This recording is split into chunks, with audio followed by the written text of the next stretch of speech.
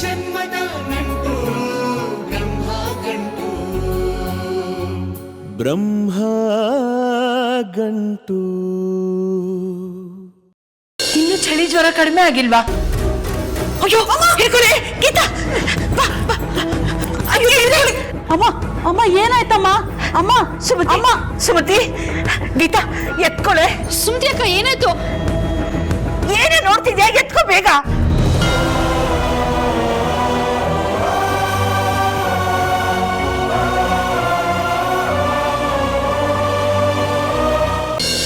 ಅಬ್ಬಬ್ಬಬ್ಬಬ್ಬಬ್ಬಾ, ಎಷ್ಟೊಂದು ಅನ್ಯೋನ್ಯತೆ. ಪಾಪ ನಮ್ ದತ್ತ ಬೆಳಿಗ್ಗೆ ಎದ್ದು ಅಷ್ಟು ಕಸರತ್ ಮಾಡೋ ಹುಡುಗ ಕೊನೆಗೂ ಹೆಂಡತಿ ಸೀರೆನ ಹೋಗಿಯಕ್ ಕೊಡೋಂಗಾಯ್ತಲ್ಲ. ರಾಮ ಹೆಂಡತಿಗೋಸ್ಕರ ಏನ್ ಬೇಕಾದ್ರೂ ಮಾಡ್ತಾನೆ. ಮಾಡ್ಲಿ ಬಿಡು. ಹೋಗಪ್ಪ ದತ್ತ, ಕೊಡ್ ಹೋಗು ಬಟ್ಟೆನ.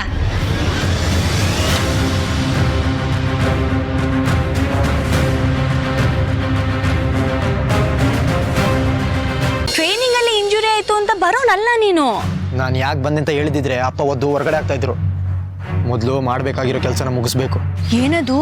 ಮೊದಲನೇದು, ಆ ಡುಮ್ಮಿ ಮನೆಯವ್ರನ್ನ ನಮ್ಮ ಮನೆಯ ಜಾಗ ಖಾಲಿ ಮಾಡಿಸಿ ಅವ್ರ ಮನೆಗೆ ಸೇರಿಸ್ಬೇಕು.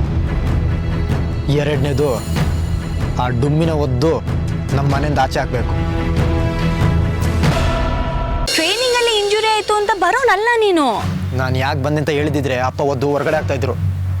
ಮೊದಲು ಮಾಡಬೇಕಾಗಿರೋ ಕೆಲಸನ ಮುಗಿಸ್ಬೇಕು. ಏನದು? ಮೊದಲನೇದು, ಆ ಡುಮ್ಮಿ ಮನೆಯವ್ರನ್ನ ನಮ್ಮ ಮನೆಯ ಜಾಗ ಖಾಲಿ ಮಾಡಿಸಿ ಅವ್ರ ಮನೆಗೆ ಸೇರಿಸ್ಬೇಕು. ಎರಡನೇದು, ಆ ಡುಮ್ಮಿನ ಒದ್ದು ನಮ್ಮ ಮನೆಯಿಂದ ಆಚೆ ಹಾಕಬೇಕು. ನೋಡಮ್ಮ, ಅಷ್ಟು ಪ್ರೀತಿಯಿಂದ ತಂದುಕೊಟ್ರೆ ಹುಡುಗರಿಗೆ ಎಷ್ಟು ಮರ್ಯಾದೆ ಕೊಡ್ತಾ ಇದ್ದಾಳೆ. ಚಿಕ್ಕಮ್ಮ ನೋಡಿ, ಅಲ್ಲಿ ನನ್ನ ಬೆಡ್ಶೀಟ್ ಮೇಲೆ ಹಪ್ಪಳ ಒಣಗಾಕಿದ್ದಾಳೆ. ಅಯ್ಯೋ ಇದು ಹೇಗ್ ಬಂತು ಅಂತ ನನಗೆ ಗೊತ್ತಿಲ್ಲ. ನಿಮಗೆ ಗೊತ್ತಿಲ್ಲ ಹೇಗ್ರಿ ಬರುತ್ತೆ? ಅದರಿಂದ ಇರೋ ಪ್ರೀತಿ ನಿಮಗೆ ಗೊತ್ತಿದ್ರೆ ಅದ್ರ ಬೆಲೆ ಗೊತ್ತಾಗ್ತಾ ಇತ್ತು. ಏನ್ ಲಕ್ಷಾಂತರ ರೂಪಾಯಿ ಬೆಲೆ ಬಾಳೋ ಬೆಡ್ಶೀಟ್, ಅದನ್ನ ಕಾಪಾಡ್ಕೊಂಡು ಹೋಗೋದಿಕ್ಕೆ ದೊಡ್ಡ ದೊಡ್ಡ ಸ್ಟಾರ್ಗಳ ಫೋಟೋಸ್ಗಳನ್ನೇ ಹರಿದು ಹಾಕ್ತಾರೆ. ಇನ್ ನೀವ್ಯಾವ ಲೆಕ್ಕ?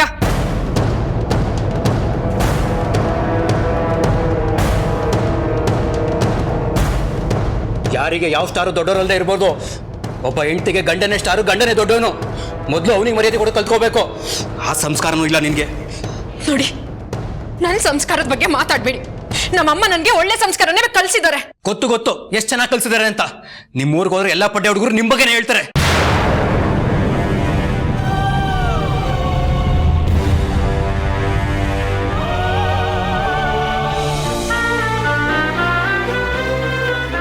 ಏನಂದ್ರೆ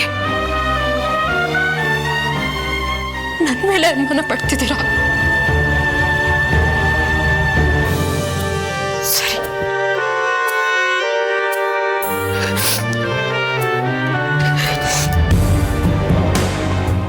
ಇಷ್ಟೆಲ್ಲ ಆದ್ಮೇಲೆ ಒಂದ್ ನಿರ್ಧಾರ ಮಾಡ್ಲೇಬೇಕು. ಆಯ್ತು, ಅದೇನ್ ನಿರ್ಧಾರ ಆಗೇ ಬಿಡ್ಲಿ. ದಯವಿಟ್ಟು ಇಬ್ರು ಮಾತಾಡೋದು ನಿಲ್ಲಿಸ್ತೀರಾ? ದತ್ತಣ್ಣ, ನಿಮ್ ಪಾಡಿಗೆ ನೀವು ಹೋಗಿ ದತ್ತಣ್ಣ, ಪ್ಲೀಸ್. ನಿಮ್ಮೂರವಳು ನಿಮ್ ತರನೇ ಒಳ್ಳೆ ಬುದ್ಧಿ ಇರುತ್ತೆ ಅಂತ ಇವಳನ್ನ ಮದುವೆ ಆದೆ. ಆದ್ರೆ ಇವಳು ಇಂಥವಳು ಅಂತ ನನಗೆ ಗೊತ್ತಿರಲಿಲ್ಲ.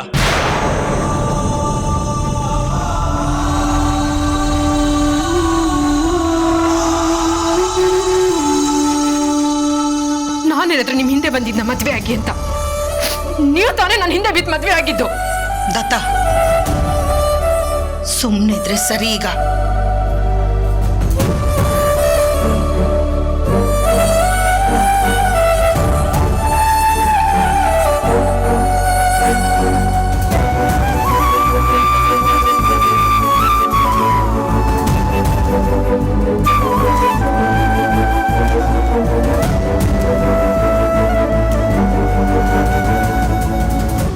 ಇದೆಲ್ಲ ನಿನ್ನಿಂದಾನೇ ಆಗಿರೋದು. ನಾನೇನ್ ಮಾಡ್ದೆ ಅಮ್ಮ? ಮಾತಾಡ್ಬೇಡ. ಈಗ ಸಮಾಧಾನ ಆಯ್ತಾ ನಿನಗೆ?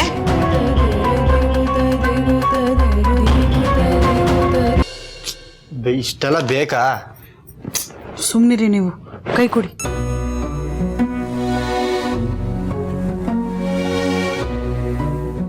ತುಂಬಾ ನೋವಾಗ್ತಿದ್ಯಾ? ಇಲ್ಲ. ಅಲ್ಲ, ಇಷ್ಟು ಚಿಕ್ಕ ಗಾಯಕ್ಕೆ ಇಷ್ಟೊಂದೆಲ್ಲ ಮಾಡ್ತಾ ಇದ್ಯಾ? ಅಕಸ್ಮಾತಾಗಿ ನನ್ನ ಪ್ರಾಣಕ್ಕೆ ಏನಾದ್ರು ಹೆಚ್ಚು ಕಮ್ಮಿ ಆದ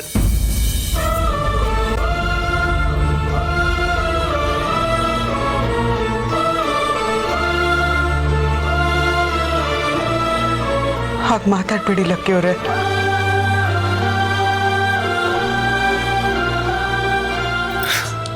ಸುಮ್ಮನೆ ಹೇಳ್ದೆ ಕಣೆ. ತಮಾಷೆಗೂ ಆ ಥರ ಹೇಳಕ್ ಹೋಗ್ಬೇಡಿ. ಸರಿ ಹಚ್ಚು.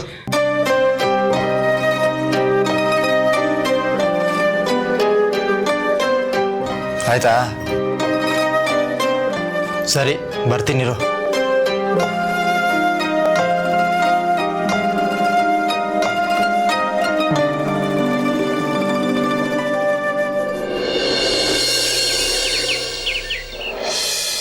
ಅಣ್ಣ ತಗೋ. ತುಂಬ ಮುಜುಗರ ಆಗ್ತ ಕಣೆ ನಿಮ್ಮ ಮನೇಲಿ ಉಳ್ಕೊಳ್ಳೋದಿಕ್ಕೆ. ಏನಣ್ಣ ನೀನು ನಿಮ್ಮನೆಗೆ ಬಂದಾಗ ನಾನು ಹಾಗೆ ಹೇಳ್ತೀನಾ? ಹಾಗಲ್ಲ ಗೀತಾ, ಅದು ನಿನ್ನ ತವ್ರ ಮನೆ ಕಡೆ. ನೀ ಯಾವಾಗ ಬೇಕಾದರೂ ಬರ್ಬೋದು, ಯಾವಾಗ ಬೇಕಾದರೂ ಹೋಗ್ಬೋದು. ಆದರೆ ಅವನ ಗಂಡು ಹುಡುಗ ಯಾರ ಮನೇಲೂ ಒಂದು ದಿವಸನೂ ಉಳ್ಕೊಂಡವನಲ್ಲ. ಅಷ್ಟೇ ಯಾಕೆ, ಮದುವೆ ಆದ್ಮೇಲೆ ಅತ್ತೆ ಮನೇಲಿ ಕೂಡ ಒಂದು ದಿವಸ ಇದ್ದವನಲ್ಲ ಅವನು. ಅಂಥವ್ನಿಗಿಲ್ಲಿರು ಅಂದರೆ ಮುಜುಗರ ಆಗಲ್ವೇನಮ್ಮ? ಅಮ್ಮ, ಅಣ್ಣನ ತಲೆಗೆ ನೀನು ಏನೇನೋ ತುಂಬಬೇಡ. ಒಂದು 4 ದಿನ ಇದ್ರೆ ಏನೂ ಆಗಲ್ಲ ಬಿಡು. ನಿನ್ನ ಕಾಲು ಮೆಲ್ಲಕ್ಕಣೆ. ನೋಡು, ಇಷ್ಟೆಲ್ಲ ನೋವಿಟ್ಕೊಂಡು ಸುಮ್ಮನೆ ಕೂತಿದ್ಯಲ್ಲಮ್ಮ. ಕೂತ್ಕೊಳ್ದೆ ಇನ್ನೇನ್ ಮಾಡ್ಲಿ? ತಕ ತಕ ಅಂತ ಕುಣಿಲ್ಲ. ಅಮ್ಮ, ಡಾಕ್ಟರ್ ಹತ್ರ ಹೋಗೋಣ ಅಂದ್ರೆ ನನ್ನ ಮಾತು ಕೇಳಲ್ಲ. ನೋಡು ಎಷ್ಟು ನೋವಾಗಿದೆ. ನಾನು ನೆನ್ನೆನೆ ಹೇಳ್ದೆ ಡಾಕ್ಟರ್ ಹತ್ರ ಹೋಗೋಣ ಅಂತ. ನಾನು ಹೇಳಿದ ಮಾತು ನೀನು ಎಲ್ಲಿ ಕೇಳ್ತೀಯ? ಬರೀ ಮೊಂಡಾಟ ಆಯ್ತು ನಿಂದು. ಅಯ್ಯೋ, ಇದ್ರಲ್ಲಿ ಮೊಂಡಾಟ ಏನೇ ಬಂತು? ಸ್ವಲ್ಪ ಕಾಲು ಊದಿದೆ, ಉಪ್ಪಿನ ಶಾಖ ಕೊಟ್ಕೊಂಡ್ರೆ ಸರಿ ಹೋಗುತ್ತೆ. ಅದಕ್ಕೆ ಡಾಕ್ಟರ್ ಎಲ್ಲ ಯಾಕೆ? ನೀನು ದೊಡ್ಡ ಡಾಕ್ಟರ್ ಅಂದಂಗೆ ಆಡ್ಬೇಡ. ನಿಂಗೆ ಏನಾಗಿದೆ ನಿಂಗೆ ಹೆಂಗಮ್ಮ ಗೊತ್ತಾಗುತ್ತೆ? ಡಾಕ್ಟರ್ ಹತ್ರ ಹೋದ್ರೆ ಗೊತ್ತಾಗುತ್ತೆ. ಚಿಕ್ಕದಿರೋ ದೊಡ್ಡದಾದ್ರೆ ಏನ್ ಮಾಡ್ತೀಯ? ನಡಿ ಡಾಕ್ಟರ್ ಹತ್ರ ಹೋಗೋಣ. ಬೇಡ ಕಣೆ, ನಂಗೆ ಡಾಕ್ಟರ್ ಸರಿ ಹೋಗಲ್ಲ. ಅವ್ರು ಆ ಇಂಜೆಕ್ಷನ್ ಚುಚ್ಚೋದು, ಈ ಟೆಸ್ಟು ಆ ಟೆಸ್ಟು ಅಂತ 28 ಟೆಸ್ಟ್ ಮಾಡಿಸೋದು, ನಂಗೆ ಅದೆಲ್ಲ ಇಷ್ಟನೇ ಇಲ್ಲ. ಇಷ್ಟ ಆಗಲ್ಲ ಅಂದ್ರೆ ಕಾಲ್ಗೇನಾಗಿದೆ ಗೊತ್ತಾಗೋದು ಬೇಡವಾ ಅಮ್ಮ? ಹಳೆ ಕಾಲದಲ್ಲೇ ಇದೆಯಾ ನೀನಿನ್ನು? ಇದೇನೇ ಗೀತಾ, ಬೆಳಿಗ್ಗೆ ಬೆಳಿಗ್ಗೆ ನನ್ನ ಅತ್ತಿಗೆ ಮೇಲೆ ರೇಗಾಡ್ತಾ ಇದೀಯಾ?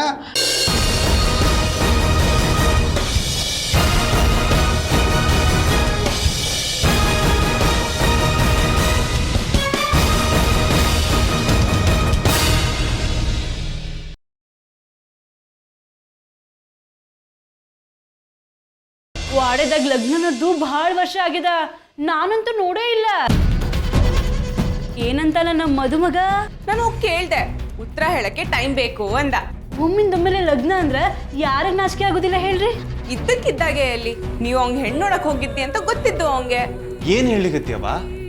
ನಾವು ಅವನಿಗೆ ಗೊತ್ತಾಗ್ಬಾರ್ದು ಅನ್ನೋ ಕಂಡೀಷನ್ ಮೇಲಲ್ಲ ಅಲ್ಲಿ ಹೆಣ್ಣು ನೋಡ್ಲಿಕ್ಕೆ ಸಾಗರ್ನ ಕರ್ಕೊಂಡು ಹೋಗಿದ್ದು. ಏನ್ ನೋಡ್ತಾ ನಿಂತಿ? ಹೋಗು, ಸಾಗರಂಗ ಕನ್ಯಾ ಒಪ್ಕೆನ ಇಲ್ಲ ಅಂತ ಕೇಳ್ಕೊಂಡ್ ಬಾ.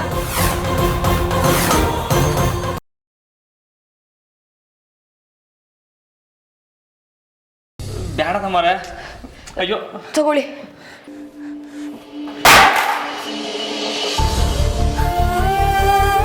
ಬೇಡ ಅಂತ ಹೇಳ್ತಾ ಇದ್ದೀನಿ ತಾನೇ.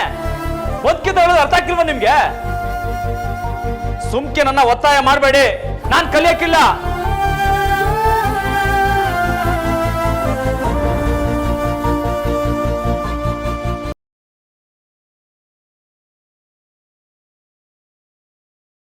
ನೀನ್ ನನ್ನ ಅಮೃತ ಅಲ್ಲ ಅಂತ ಹೇಳ್ತಿದ್ದೀರಲ್ಲ, ನಾನು ಅಮೃತ ಅಲ್ಲದೆ ಬೇರೆ ಯಾರಾಗಿರೋದು ಸಾಧ್ಯ? ಮುಚ್ಚ ಬಾಯಿ.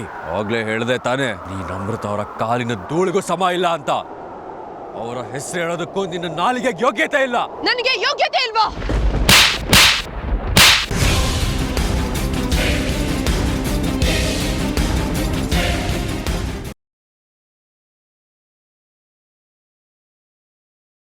ಏನು ಅಂತ ಹೇಳಿ ಸುಬ್ಲಕ್ಷ್ಮಿ, ಎಲ್ಲ ನನ್ನ ಹಣೆ ಬರ ಅಷ್ಟೇ.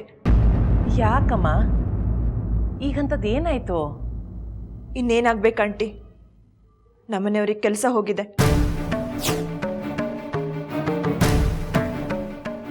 ಇದ್ದಿದ್ದೊಂದು ಮನೆ, ಅದು ನಮ್ಮ ಕೈ ತಪ್ಪು ಹೋಗ್ತಾ ಇದೆ. ಈಗ ನಮಗೆ ದಿಕ್ಕೇ ತೋಚ್ತಾ ಇಲ್ಲ ಸುಬ್ಲಕ್ಷ್ಮಿ. ಇಂಥ ಕಷ್ಟದಲ್ಲಿ ನಮಗೆ ನಿನ್ನನ್ನು ಬಿಟ್ರೆ ಬೇರೆ ಯಾರಿದ್ದಾರೆ ಹೇಳು?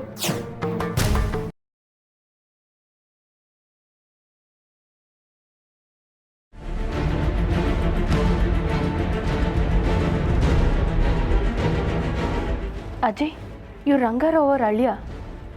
ಇವ್ರು ಯಾಕೆ ಬಂದರು? ಅಲೋಕ್ ಅವ್ರಿಗೂ ಆಶಾ ಮೇಲೆ ಆಸೆ ಇತ್ತು.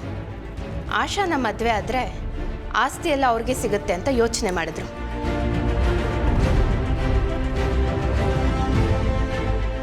ನರ್ಸಿಗೆ ದುಡ್ಡಿನ ಆಸೆ ತೋರಿಸಿ ಓವರ್ ಡೋಸೇಜ್ ಡ್ರಗ್ನ ಕಾರ್ತಿಕ್ ಬಾಡಿಗೆ ಇಂಜೆಕ್ಟ್ ಮಾಡಿಸಿದ್ರು.